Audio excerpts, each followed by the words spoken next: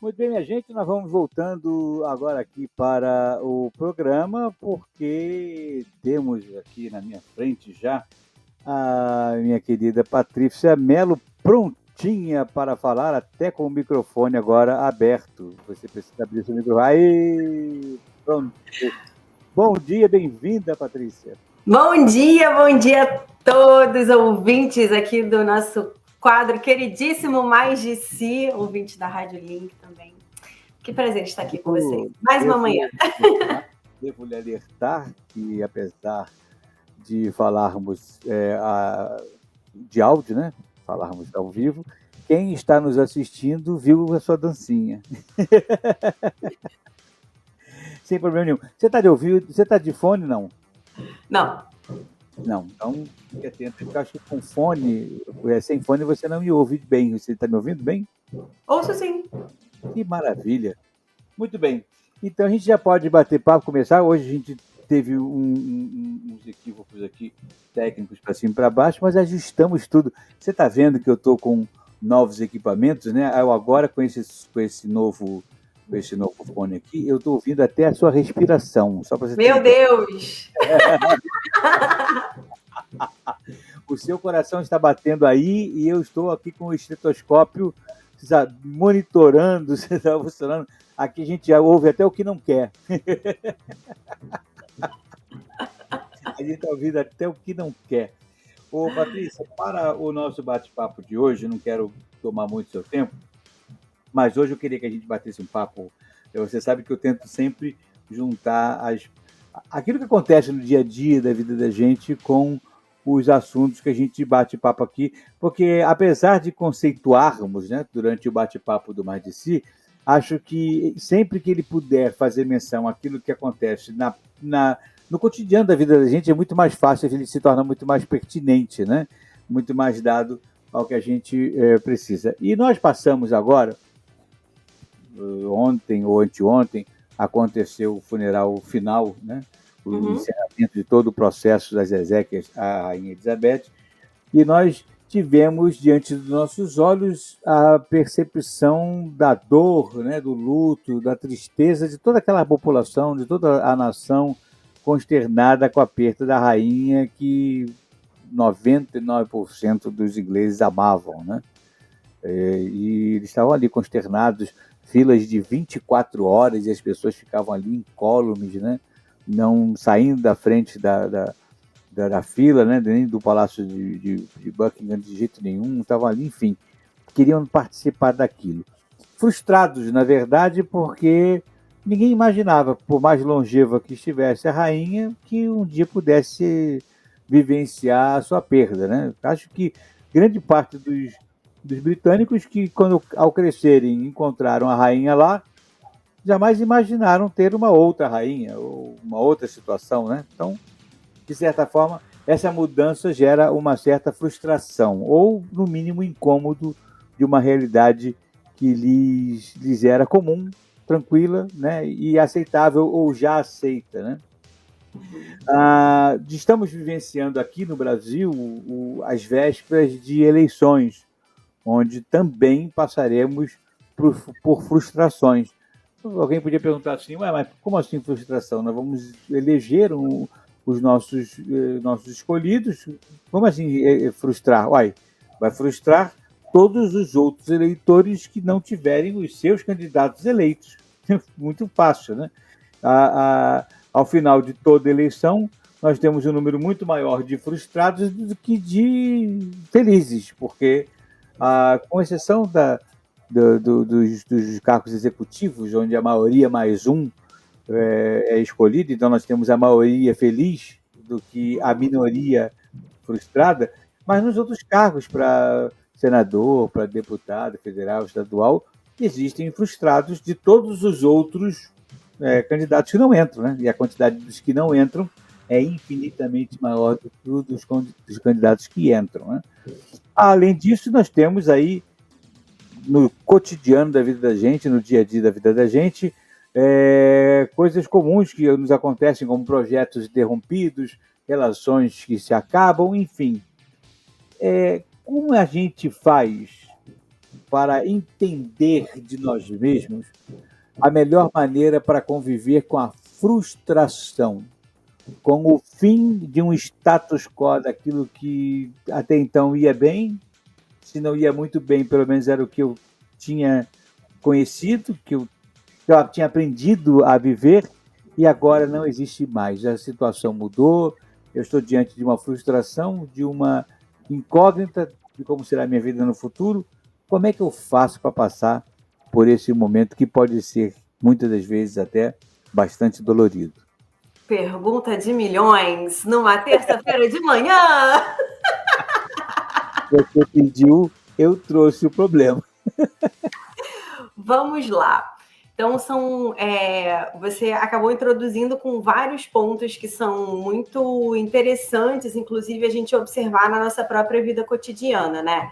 A Rainha Elizabeth II, ela foi um símbolo, né? A mulher, ela assim, cara, a vida inteira, né, ela governou. Ela entrou muito nova, né? Teve que assumir um esquema completamente diferente. E a gente fala, pelo menos, né? Quer dizer, eu falo muito sobre empoderamento feminino.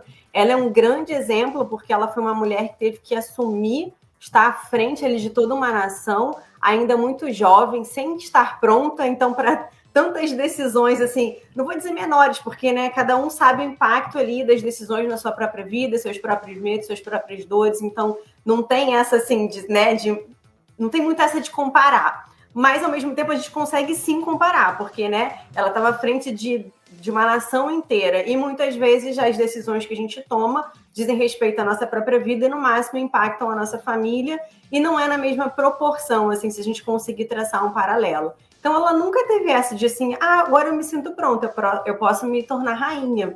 E quantas coisas, gente, na nossa vida, a gente fica ali lutando, eu não sei se eu tô pronta, eu não sei se eu já sei o suficiente. Então, ela, para mim, é um grande, foi, né, e vai continuar sendo, porque ela, né, faz parte agora da história, dessa mulher que teve que correr atrás, né, de se capacitar, de estar pronta, de liderar, de se comunicar, de ser carismática, de saber se impor, de colocar a sua opinião, de fazer valer a sua própria vontade. Então, por tantos aspectos, ela acabou se tornando muito querida pelos ingleses e por tantas outras pessoas aí ao redor do mundo. E aí, quando a gente encara esse momento de luto, e aí é uma perspectiva muito diferente do que a gente tem aqui, porque é um outro estilo de governo, né? Uma monarquia completamente diferente de uma república, onde ali você tem, em tese, uma pessoa que vai governar por 4 anos, no máximo sendo reeleito por mais 4, assim, né, simultaneamente. Se tudo ocorrer bem, conforme a lei é assim, a gente fica no máximo 8 anos seguidos com um governante. Então, uma relação lá que é completamente diferente, porque como ela perdura muito tempo na longa duração, e se aquela pessoa, aquele governante, ela consegue, de fato, cumprir com o seu papel, que é garantir o bem de todos, o bem da nação,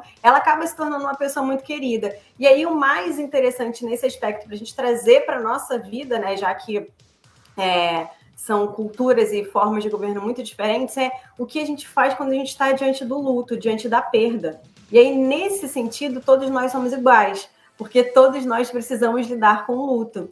Todos nós precisamos lidar com essa dor. E claro que racionalmente a gente pode pensar que ela já estava idosa. Como assim você vai ser pega de surpresa e vai ficar frustrada porque, né, a rainha morreu, se faz parte da vida e etc. Mas, na verdade, ninguém está preparado para isso, né? Porque é uma dor que a gente sofre emocionalmente e não uma dor racional. Do ponto de vista racional, ok. Né? Eu tenho meu avô com 92 anos, eu sei que daqui a pouco eu não vou ter mais ele ali, mas isso não quer dizer que eu não vá ficar, né, muito triste quando chegar o momento da partida dele, né? Então, assim, a gente observar como que a gente enfrenta os nossos próprios lutos é extremamente importante para a gente passar aqui pela nossa vida, pela nossa existência, de uma forma leve, da melhor forma possível, não é evitando nenhuma dor, né? E a gente vê ali um protocolo de 11 dias, né, de o protocolo ali para ela até o momento que ela é de fato enterrada, durando 11 dias, várias homenagens, várias cerimônias, vários, né, rituais ali que acontecem em torno daquilo, para que aquela nação possa passar por todo aquele luto, entender que, olha, alguma coisa aconteceu, a gente precisa se preparar para o novo. E na nossa vida, a gente enfrenta lutos também em diferentes aspectos.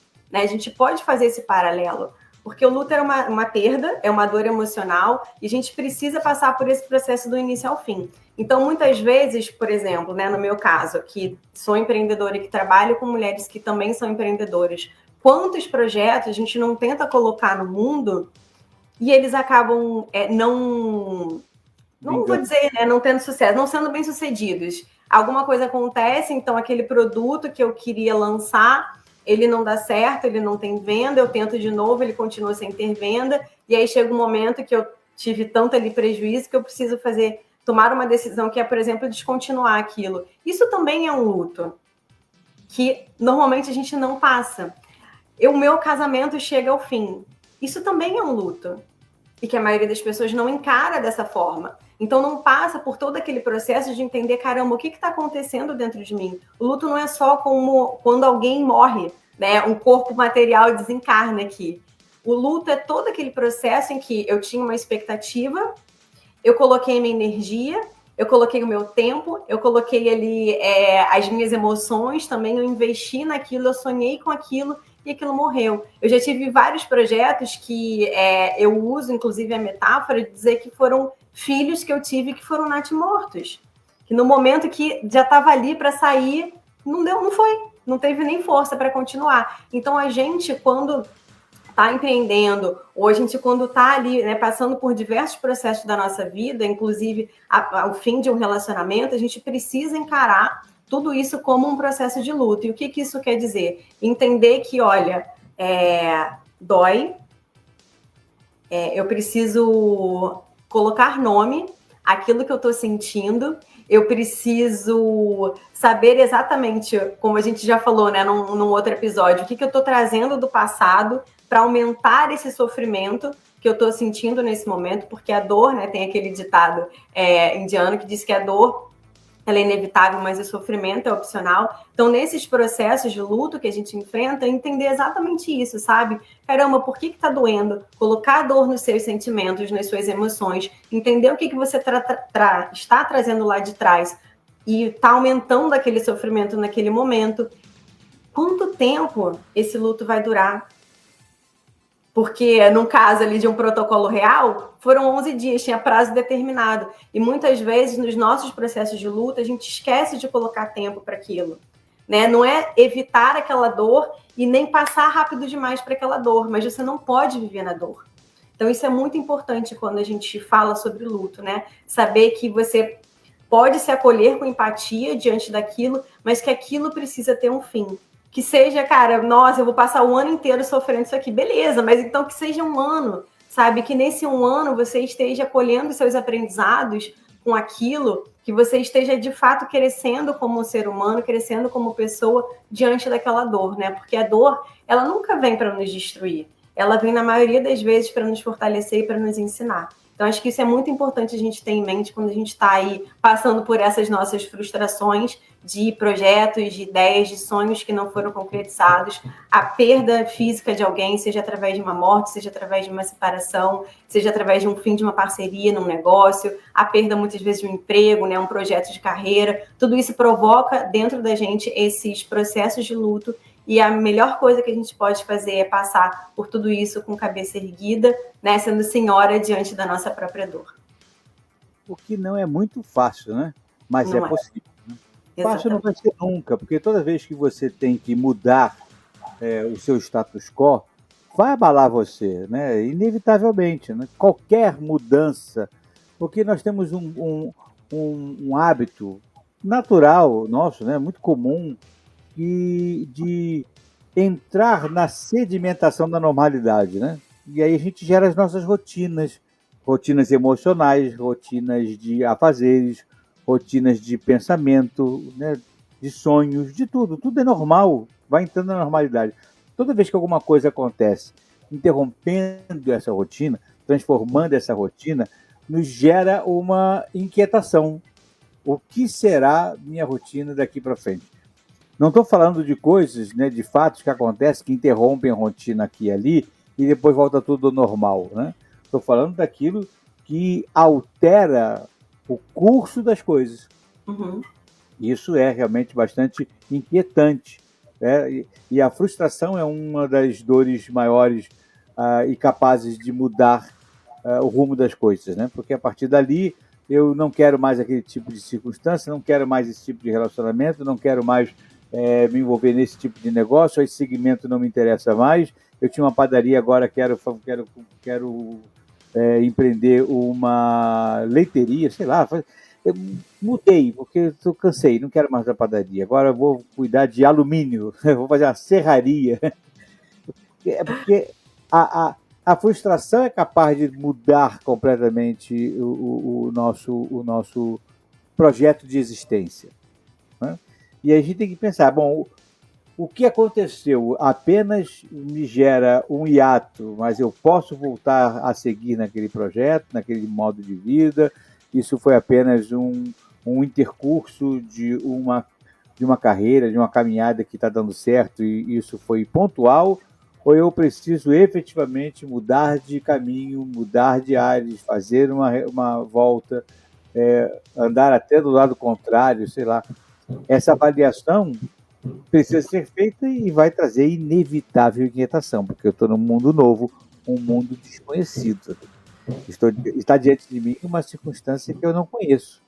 Uhum. E é a novidade da mudança daquilo que eu vivia diuturnamente, cotidianamente na minha vida. Então, acho que realmente as frustrações não são muito grandes. Agora, existe algum modelo de atitudes, de pensamento, ou até mesmo de práticas que auxiliam na verificação do que é que eu preciso refazer para seguir continuando? Existe ferramenta para isso? Como é que funciona no mundo das possibilidades? Bom, cada caso sempre vai ser um caso, né? Cada pessoa tem ali o seu próprio contexto, o seu próprio ponto de partida, os seus padrões, os seus sonhos, a sua própria personalidade, etc, né? Então, assim, a gente sempre tem que levar isso em conta. Então, muitas vezes, uma decisão que vai ser melhor para mim não vai ser melhor para você, não vai ser melhor para quem está nos ouvindo, né? Porque são contextos diferentes. Mas uma coisa que é muito importante a gente colocar em prática, que eu sei que também não é fácil, principalmente para quem não tem esse hábito, é praticar a autoobservação. Porque quando eu estou ali diante de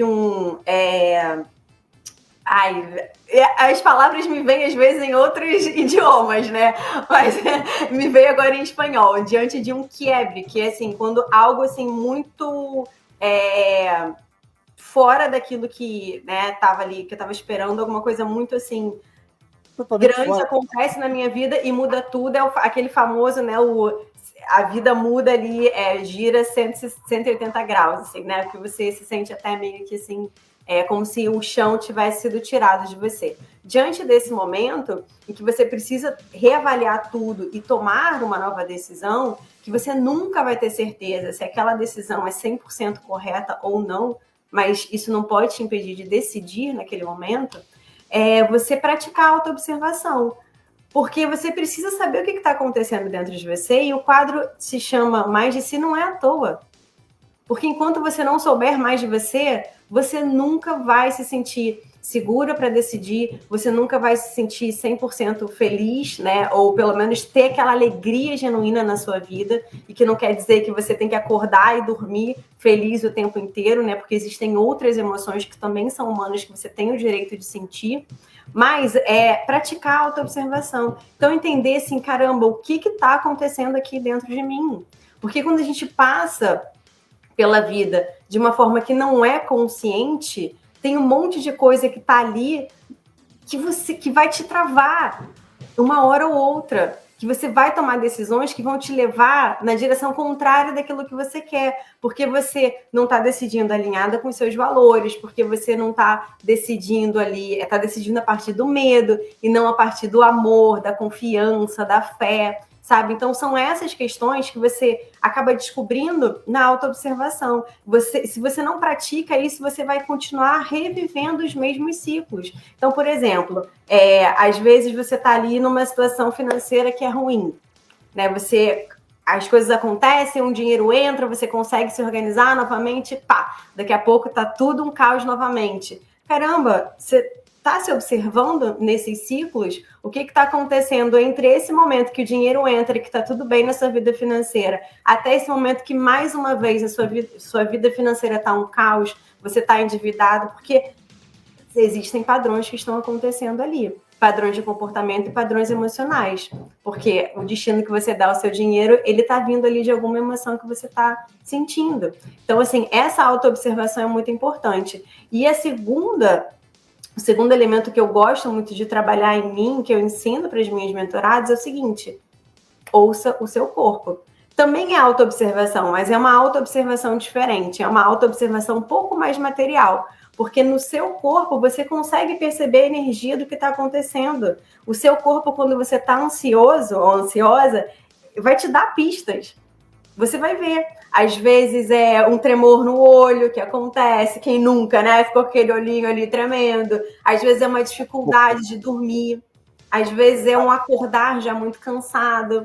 É energia que não rende. Ali ao longo do dia, eu falo energia física mesmo, a disposição. Às vezes é uma vontade de comer algum determinado alimento para aplacar aquela ansiedade. Às vezes o seu corpo reage ao contrário, você não quer comer, você perde o apetite. Então, assim, no seu corpo você consegue ter também essa medida. O seu corpo é um caminho para você saber, caramba, eu vou tomar essa decisão aqui. Olha só, tá tudo tipo, sabe, fervendo aqui, mas é um fervendo bom, é um fervendo de excitação, de uma coisa que assim, uau, é isso mesmo que tá acontecendo, eu tô fazendo isso, caramba! E às vezes o seu corpo, ele tá de uma outra forma, ele tá travado, ele tá duro, ele tá rígido, não tem, sabe, não tem aquela coisa, aquela comichão, assim. Então, caramba, seu corpo tá dizendo que esse não é o seu caminho. Por que você vai nesse caminho? Né? Então, assim, esses dois elementos, se você conseguir masterizar isso e colocar isso em prática aí no seu dia a dia, você vai conseguir tomar melhores decisões, você vai ter uma bússola, né? O seu próprio coração, o seu corpo como um todo vão ser uma bússola para você decidir aí diante da frustração. Talvez você não decida imediatamente, né? Recebi a notícia ruim, vou decidir agora. Você precisa processar tudo aquilo. Mas é assim, usando o seu corpo, o seu coração, a sua mente como instrumentos que você consegue efetivamente sair melhor aí das situações que te causam frustração e construir a vida dos seus sonhos também. E nesse processo todo não está envolvido você culpar ninguém, né? É uma das coisas mais naturais também, não que seja comuns, na verdade, não naturais. Uma das coisas mais comuns, naturais não é a palavra certa, uma das coisas mais comuns é a gente não querer se observar, não entender mais de si e culpar os outros. O inferno são os outros. A minha vida foi causada, meu problema foi causado pelos outros. Então, diante da frustração, querer achar quem foi o culpado, né? Agora, quem matou a Rainha Elizabeth? Né? Daqui a pouco vai ter alguém dizendo que quem matou. Ela foi morta, na verdade, foi envenenada, 96 anos de idade, foi envenenado, né? Aí começam as teorias da conspiração. A eleição eu perdi. Não, alguém manipulou a urna eletrônica. Alguém fez isso, fez aquilo, né? Roubaram a eleição, roubaram o jogo. Meu time perdeu porque o árbitro não viu aquele pênalti. Ninguém viu também, só você. Mas você tem que arrumar um jeito de entender porque a coisa não aconteceu dentro do que você esperava, né? Quem acabou com o meu relacionamento foi aquela circunstância que nós vivemos que atrapalhou tudo, e nós não soubemos viver com aquilo. O meu trabalho eu perdi porque fizeram de tudo para me arrancar e puxar o tapete. Quer dizer, a gente nunca olha para si mesmo porque está tentando encontrar a responsabilização dos fatos que nos incomodam, que nos inquietam e que nos frustram dos outros, fora da gente, nas circunstâncias, nas realidades que não nos pertencem, como se, portanto, aquilo que aconteceu fosse inevitável, eu não tivesse responsabilidade ou influência nenhuma, e eu vou continuar sendo exatamente do mesmo jeito que eu sempre fui, porque o problema está fora de mim e nas outras circunstâncias ou nas outras pessoas, e não em mim mesmo, e a vida que segue, eu sigo atropelando tudo que eu vou vivendo. Esse é muito comum, mas talvez seja esse o comportamento mais danoso que a gente pode ter diante da frustração, não? Exatamente, assim. buscar culpados externos, né? Seja em outras pessoas, seja nas circunstâncias, é um mecanismo de defesa muito, muito comum. Inclusive, ele é tão comum que ele é a raiz ali, né? Ele que desencadeia todos os outros padrões de autossabotagem que eu trabalho tanto, né? E isso faz parte do sabotador que a gente chama de crítico, que ele acaba sendo, né, ali, o chefão de todos os outros 9 padrões de autossabotagem. E é muito comum a gente recorrer a esse padrão de ou se criticar, ou se criticar os outros, ou criticar as circunstâncias diante das nossas frustrações, porque assim a gente não precisa olhar para dentro da gente, né? E eu sei que olhar para dentro é doloroso. Eu nunca defendi que autoconhecimento é gostosinho. Não é gostosinho, mas é essencial. Enquanto você não tomar essa decisão de fato, se conhecer os seus padrões de autossabotagem, as coisas talvez não mudem. Pode ser que uma coisa ou outra mude por sorte, digamos assim, né? Porque, assim, a vida conspirou a seu favor, mas, assim, uma mudança que é uma mudança sustentável e que você acaba colhendo, né, outros frutos também, ela vem dessa decisão de você se conhecer, encarar a dor que é se conhecer e você também assumir a sua autorresponsabilidade. Porque é muito fácil, né? E é engraçado que a gente faz isso, assim, quando as coisas dão errado, a culpa é dos outros, a culpa é da circunstância, a culpa é da economia, do governo, do universo, do que quer que seja. Agora, quando as coisas dão certo, é a culpa dos outros também? A culpa também é do governo? Também é da economia? Também é do universo? Não. É seu, né? Porque aí você é a pessoa linda, maravilhosa, que consegue tudo. Então, não pode ser assim, né? Se quando as coisas dão certo, o mérito é seu, quando dá errado também é. Também é responsabilidade sua. Então você tem que ficar você não pode decidir assim por um só. Nesse caso é um conjunto, é um combo. E quando a gente evita olhar para si, se conhecer, olhar para as nossas dores, olhar para os nossos erros, a evitação, ela também é um padrão de autossabotagem. Então, para você que está nos ouvindo agora, seja ao vivo, seja na reprise, fica a dica. Porque se tem alguma coisa aí que está difícil para você assumir, você está num padrão de autossabotagem que é a evitação. E aquilo ali que você evita, no momento, ela pode até te trazer um pouquinho de prazer, um pouquinho de alívio, né? Aquele respiro, poxa, não quero ter essa conversa difícil agora. Mas pode ter certeza que essa bola que você está tentando afundar embaixo da água, ela, uma hora ou outra, ela vai vir à tona e vai bater na sua cara, e aí o negócio vai ser muito pior do que se você falar, olha, agora eu vou olhar para isso. Agora não importa o que os meus padrões de autossabotagem aqui estejam falando para mim, não importa o quão difícil vai ser atravessar esse túnel. É um túnel que a gente atravessa, sabe? Eu acho que essa é uma boa metáfora também, para você entender que aquela dor que você vai enfrentar naquele momento, ela não vai ser eterna. Ela vai passar em algum momento, mas enquanto você não atravessar, você não chega do outro lado. Se você não chega do outro lado, você vai ficar revivendo cenas que são piores ainda. Então, assim, não existe mais essa. Você que é ouvinte aqui do Quadro Mais de Si, de você não assumir a autorresponsabilidade, né? Assuma os méritos para aquelas coisas que estão funcionando na sua vida, que está tudo muito bem, que você se orgulha daquilo, mas assuma também a autorresponsabilidade pelas coisas que saem fora do esperado, não é de acordo com o seu plano. Quando alguém, assim, de fato, faz alguma coisa contra você, sim, porque sabemos, né, que o mundo é o mundo, né, então acontece também, né, sim, mas não se coloque numa posição de vítima. Se coloque numa posição, tá, como que eu conspirei para isso aqui também ter acontecido comigo, né, se eu fui traída, se alguém no meu trabalho também tentou puxar meu tapete, se algo no meu negócio não está saindo como eu queria, cara, como é que eu estou colaborando com isso daqui? Porque algo eu estou fazendo ou algo eu estou deixando de fazer, por isso está acontecendo nesse momento comigo. É uma boa pergunta. E é uma pergunta que caracteriza e define bem, né, quase que emblematicamente, que é dessa forma que você começa a conhecer mais de si, que afinal de contas é o nome do nosso quadro.